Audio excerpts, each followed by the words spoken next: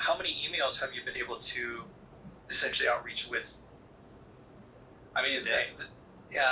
this week alone, I've sent 80 outreaches. So 80? some, Okay. some are a little bit more personalized.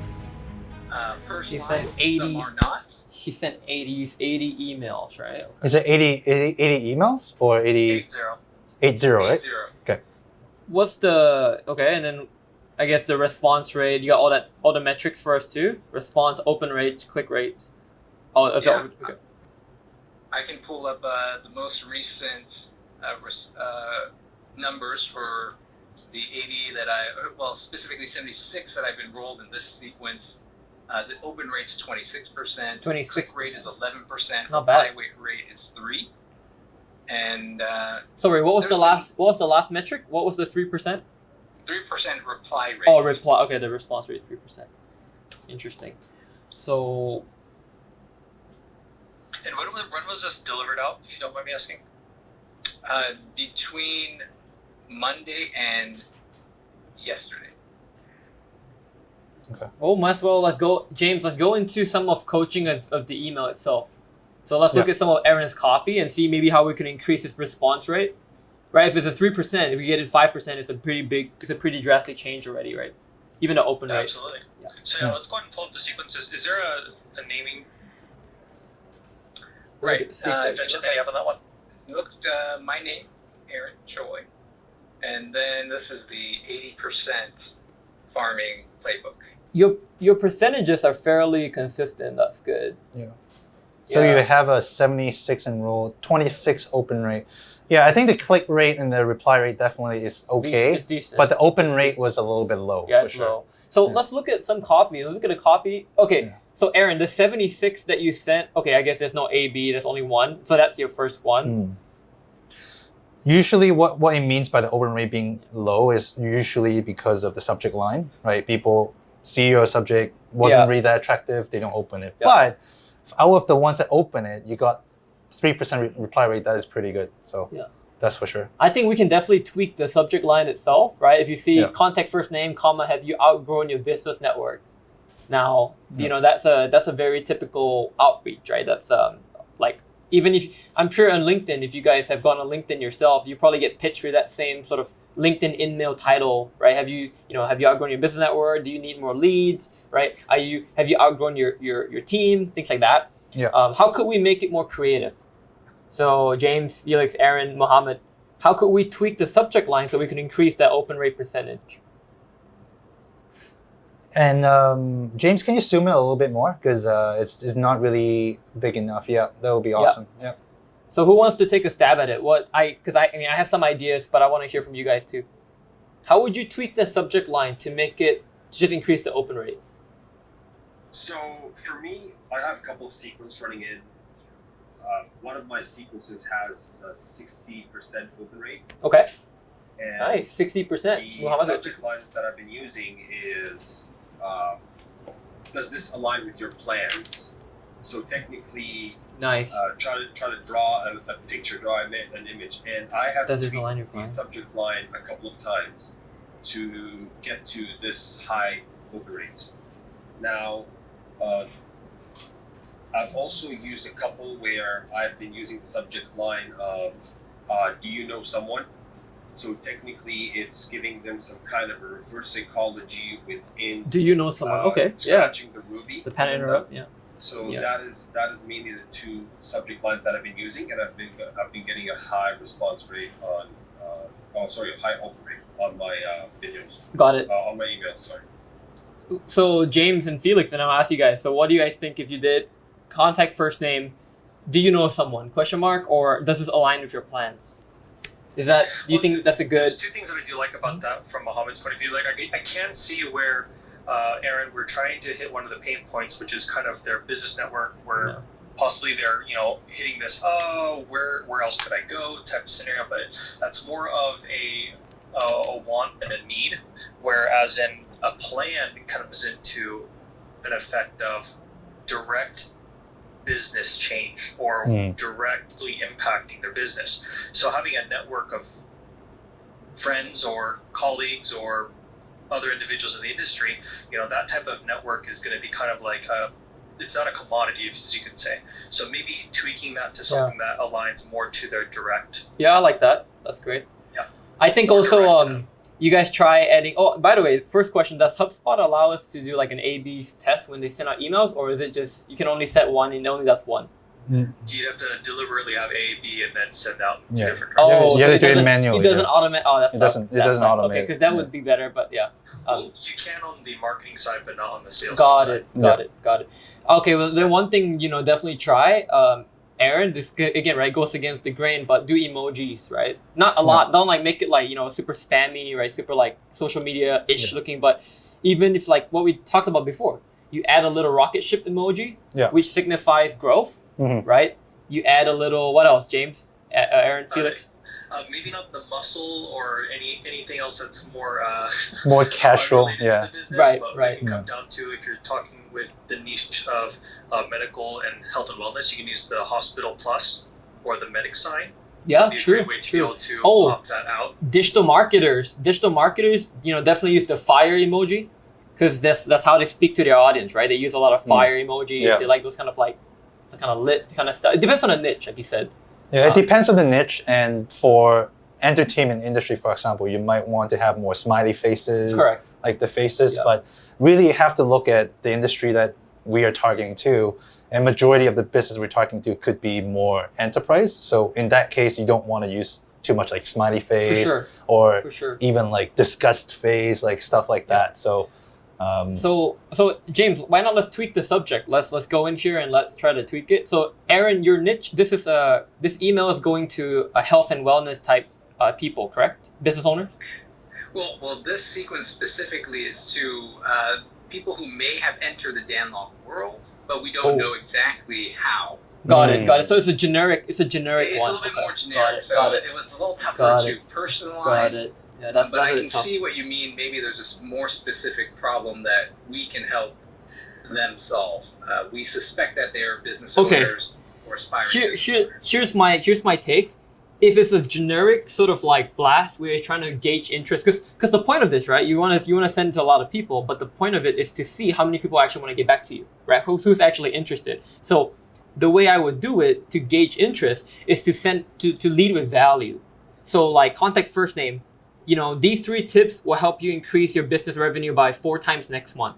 Or, first name, this PDF will help you increase your leads by 2x, right? Something like that. Like you lead with value and you provide them with something, either a white paper or either just like a link to an article that we wrote, a YouTube video. Hey, first name, if you watch this video, it's going to help you it's going to show you where you can find remote salespeople, for example, right? I like to lead with that because then that will increase your chance of getting like higher open rates, because right, the prospect's not going to think, oh, he's trying to sell me something. It's just like, oh, this is an informative thing that I can kind of look at, I can kind of take some value out of. So for generic type stuff, I definitely recommend doing more value driven subject lines, right? Like open this if you want X, or here is this, so open the email, right? You know what I'm saying? So like read this to increase that. another thing that I like to do is I add like, this might help you. Yeah, exactly, right? Right. Something that leave like a little cliffhanger saying like, hey, I'm not sure if this will help you, but I think this might help you. Like contact first name, I think this will help you, right? ... Or I think this white paper will help you. Yeah, that's great too. Or I think this ebook will help you, right? Yeah. So James, why not? Let's just edit that really quick. You got the. Well, but again, this is not. So he's sending it generic, right? So you probably don't want to put the doctor emoji thing because it's going to. We don't know who. True. You're very right, but this is just kind of an idea of spicing up the. Have you heard of spicing up a subject line with an emoji, so you can actually have something that's kind of regarding. So the stethoscope will have you heard. This would be something that'd be for like the medical niche that you're working with. Okay, yeah. If this was the could be medical different niche, kinds of ways to be able to pop out that subject line, much more than just a bunch of other. This subject lines can be very bland or very long, where they're going to be ignoring it, but that pops out right there. So that's just an example of a way to be able to utilize an emoji for a niche or an action to be done. Yep. So let's try and make this email. Let's complete this email. So for the more generic one, let's just say, you know what, I think this article, or I think this article might help you, right? So I think this article might help you, ... You can put an emoji. Do they have emojis of papers? Like the book? Do they have like an emoji for like a book or like a... Yeah, there's a book emoji. Yeah. Or like a... Yeah, because you might as well test that out. I think they even have like one book, not 3 books. That's kind of weird. Oh yeah, that one. Yeah, like open. Like a blue book? Blue book, yeah, blue book. Blue book or close book. There you go. Yeah, I think that's good. Yeah, right. I think this article might help you. So usually when they do contact first name, you can do contact first name twice. Okay. Pleasure to get in touch with you. So going in right off the bat, speaking to your name, I would actually move in a little bit more to talking about what the subject matter is I like going to be the talking emoji about. too. So take the subject, put the matter in there, and then you can always reintroduce yourself right at the end. The reason why is it's just like, you know, or train writing somebody right over the phone, going, "Hi, my name is James, calling from X agree. Bowling. Are you wanting to?" 100% agree with There's James. going to be a complete like ignoring effect that will occur there, and that will occur in the email too. Yeah. So what we would want to do is maybe move that down a little bit more, that we can get to a little bit more sustenance. Yeah. Here. So let's see. I What's think in it for them first. Yeah. They don't really care who I am just yet. Yes, exactly. Yeah, exactly. So I would even lead with social proof. You can start with like contact first name, and then instead of saying my name's Aaron, you could say contact first name. The tens of entrepreneurs that read this article saw an increase in, I don't know, like 5x in whatever, 5x in lead flow, or like 5x in sales, right? So like you start with something exactly like you said, what's in it for me? So the opening is, the first sentence is like, the people that read this had this increase when they read this. Then it's like, oh, I want to read more. Now I want to see what it is, right? Yeah. And then James, I would even be more specific. Instead of saying has helped businesses, you can even say like has helped our you know, like our clients, right? Our tens of clients, or our whatever, our digital marketing clients, or whatever clients, right? You want to make it a bit more specific, right? Instead of help businesses, help clients, help. They're very right, but this one's going to be going to a warm general audience, so we're going to be needing something that's a little bit more. It's going to be towards what they're most interested in. So they're going to be the ones that are interested in from learning from what Dan teaches to what this or that comes from the YouTube or even from his blog posts. So we need to talk about what kind of general individuals are mostly consuming this at this time. So the individuals we're working with are business owners. As you can see, that they have business domains. So I think something that's going to be aligned to that, where we're going to be helping them. So let's open it up. So Aaron, Mohammed, Felix, what do you think that would be best fit other than just businesses? What could be aligning and more personable other than that word? I was thinking if they're looking to Dan, maybe it's like these strategies have helped Dan's mentees or consulting clients 5x. The clients, you want to use the word clients, consulting clients, or Dan's clients, right? But again, now if you say Dan, you're assuming that they know Dan. So the question goes back to, does everyone in this list, in our HubSpot, actually remember Dan or know Dan? Yeah. Right? I would say, especially this is the first email that you sent out almost. Is that the first email? Am I correct? Yeah, it's the first email. Yeah, even they know Dan, they were like, what does it matter, right? Like, who's Dan? Because at the same time, it's like, they might know a lot of Dans too. Yeah, exactly. Yeah, there's a lot of Dans. Yeah, there's a lot. Yeah. That's true. Our clients. Yeah. Has helped our clients, so, you know, has helped our clients increase their revenue in over 3x in less than 30 days, right? Just, you can say something like that. Right? Yeah. So, has helped our clients increase their revenue. So you wanna change that a bit. Have helped their clients increase their revenue by 3x. Yep, increase their revenue by whatever x, 5x, 3x, 10x. No, maybe not 10. 10's a bit unrealistic, right? Maybe 3x, yeah. 3x is still good. Yep. Anything more than times 1 in 30 days, that's pretty good. Yeah. Yeah, I mean, if I see that first line, I'll continue reading on the next paragraph. I want to see what this thing is about, right? Yeah, yeah. So how would you guys continue? I don't wanna just write this whole email. So if we're looking at it, of course, we now kind of have the hook in there, so we need to kind of give a little bit of an idea of walking them through, because we want to walk them through the pain and then have them go through the heaven afterwards. Yep. So what type of scenario are we actually seeing that these business owners are not reaching their 3x revenue? So let's kind of go through that. What are some pain points that are happening and occurring during that time? So we're just going to list them out, then we can start building off of it. Yeah, right now I'm thinking people are losing existing customers, not having enough leads, not feeling like they have any traction in their marketing. Maybe their marketing is too expensive. Okay, so marketing's too expensive. Okay, these are good. Maybe customers asking for refunds. Oh, there you go. So they're asking for refunds. That's going to be a very specific one when it comes down to, recurring revenue. Yeah. Yeah, that's good. Good customer refunds is a big problem to solve for sure. Even customer retention, right? Yeah. Losing a lot of customers, subscriptions if they have a subscription business. Good pain points. All right, so these are going to be some of the pains. Now, what are the heavens out of these? Heavens, Felix? Well, customers always want to buy more. Oh, that's great. Customers want to buy upsell, cross sells, downsell, everything, right? More upsells, more cross sells, more downsells, more everything, or just more sales in general. A consistent pipeline of warm leads. That's good. That's good. Better than not having enough leads. Yeah, for sure. Like leads come to us versus we go we search for them. Yes. And I think that one, James, you could probably move inbound marketing to the next point because, right, no traction is now they're coming to us instead. Exactly. Marketing's too expensive, so what it comes down to that is maybe strategic marketing. Yeah, or you could even say marketing. Organic marketing or increase skills and increase efficiency with paid, right? Like. Optimize their cost per click. Yeah, like optimize paid strategies, right? Those kind of words.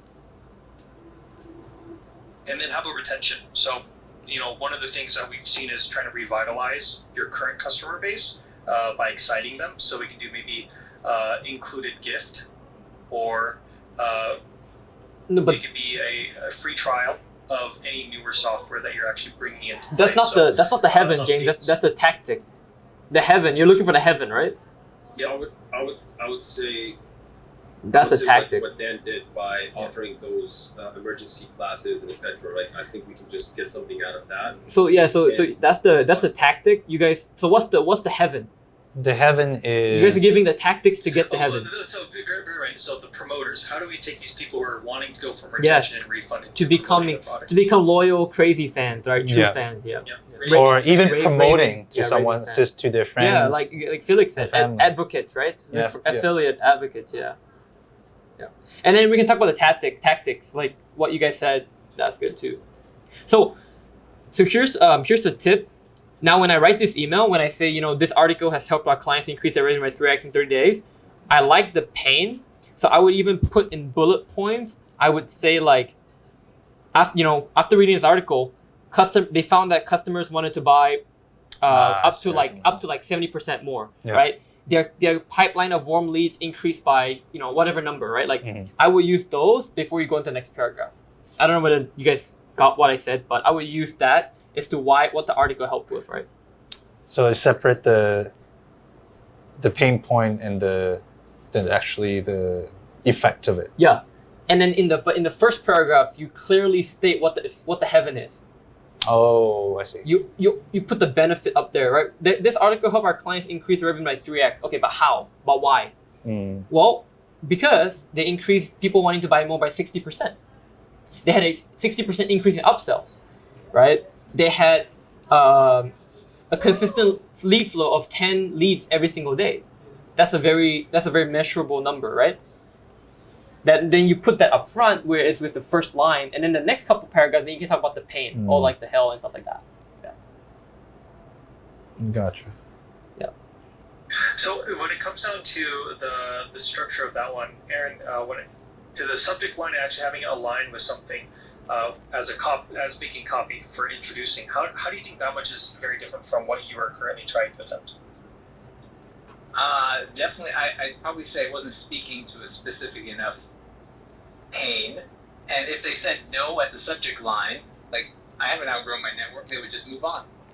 So I wasn't giving myself a chance to even tell them something interesting or something helpful.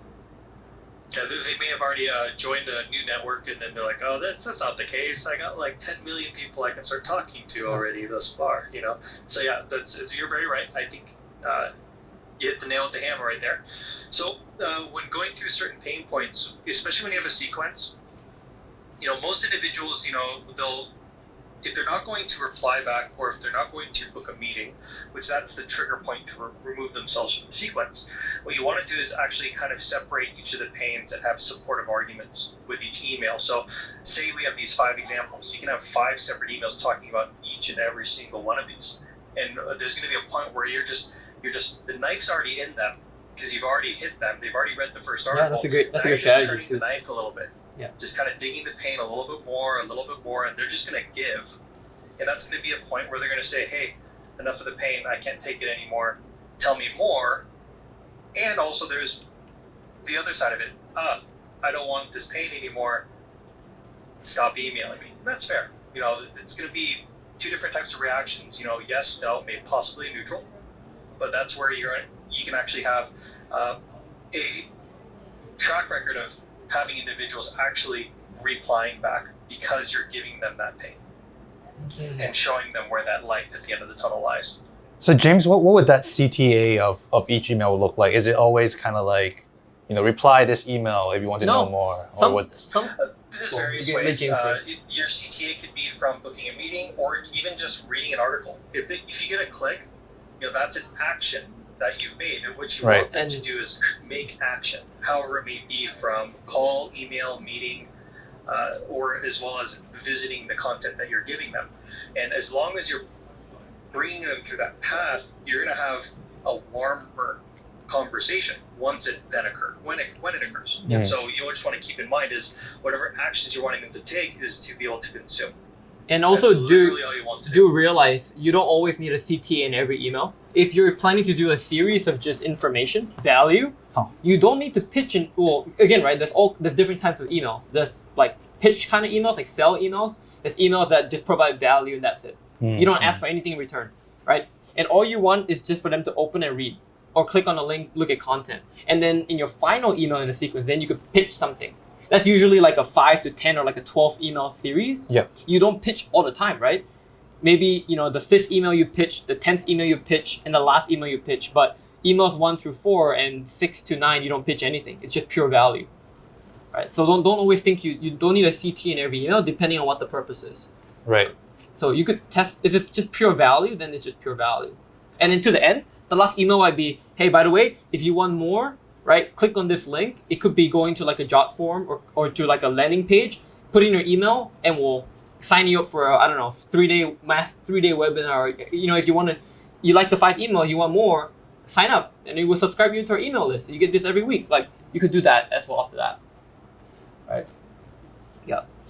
But I think in the case of Aaron here for Dragon 100, I don't think we spend the time to create like a lot of value emails yet. At least like I don't think we have that many emails.